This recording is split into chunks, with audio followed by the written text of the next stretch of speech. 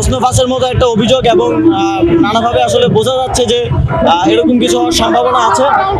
এই অভিযোগকে একটা সমাধান না করে ৪৬তম বিসিএস এর পরবর্তী পরীক্ষা উচিত, এটা আমি মনে করি না ব্যক্তিগতভাবে। পিএসসি বা এই সংক্রান্ত কোনো দায়িত্ব প্রাপ্ত না। আমি স্থানীয় সরকার মন্ত্রণালয় আর যুব ক্রীড়া মন্ত্রণালয়ের দায়িত্ব আছি। কিন্তু যেহেতু আমরা ছাত্রদের প্রতিনিধি, সেই জায়গা থেকে ছাত্রদের এবং পিএসসির মধ্যে এই যে বিষয়টা, এটা সমাধানের জন্য একটা ব্রিজ হওয়ার চেষ্টা করতেছি।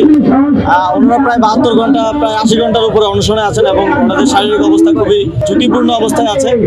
তো সেই জায়গা থেকে আমি আসিফ স্যারের সাথে কথা বলেছি, আমাদের পিএসসির চেয়ারম্যান মোবাশ্বের মনির স্যারের সাথে কথা বলেছি। আশা করি আজকে আমরা এটার একটা ভালো সমাধানের দিকে যেতে পারবো।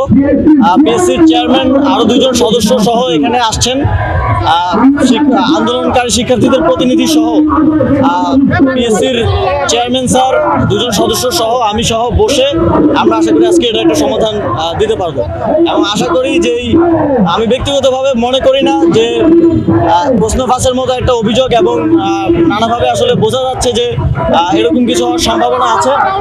এই অভিযোগকে একটা সমাধান না করে ৪৬তম বিসিএস এর পরবর্তী পরীক্ষা উচিত, এটা আমি মনে করি না ব্যক্তিগতভাবে। তবে যেহেতু আমি এই বিষয়ে দায়িত্বপ্রাপ্ত নই, সেক্ষেত্রে ছাত্রদের প্রতিনিধি হিসেবে আমি এটা সমাধান করার জন্য একটা ব্রিজ হওয়ার চেষ্টা করছি। স্যাররা আসছেন, আসার পরে এখানে আন্দোলনকারীদের প্রতিনিধি সহ আমরা বসে একটা আশু সমাধানের দিকে পৌঁছানোর চেষ্টা করি। অনুসরণকারীরা তো চেয়ারম্যানের পদত্যাগ চাচ্ছেন, সে বিষয়টা পদত্যাগের কথাটা এখন ওনারা অফিসিয়ালি বলেন নাই। ওনারা আমাকে যতটুকু বলেছেন, ওনারা এক দফার দিকে যাবেন, কিন্তু এখন এই বিষয়ে হয়তো চূড়ান্ত কিছু এখনো আমাকে বলা হয়নি আর কি। তো আমরা স্যার আসছেন, মোবাশ্বের মনির স্যার আসছেন, আসার পরে পিএসসির প্রতিনিধি সহ এখানকার আন্দোলনকারীদের প্রতিনিধি সহ আমরা বসে এটা একটা আশু সমাধানে পৌঁছাতে পারবো বলে আশাবাদী। এই ক্রাইসিস সমাধানের জন্য আমি আমার জায়গা থেকে চেষ্টা করে আসতেছি সেই প্রথম দিন থেকে, এবং আমি সামনের দিনেও চেষ্টা করে যাব। আচ্ছা, আমি যদি পিএসসির চেয়ারম্যান হইতাম, আমার জন্য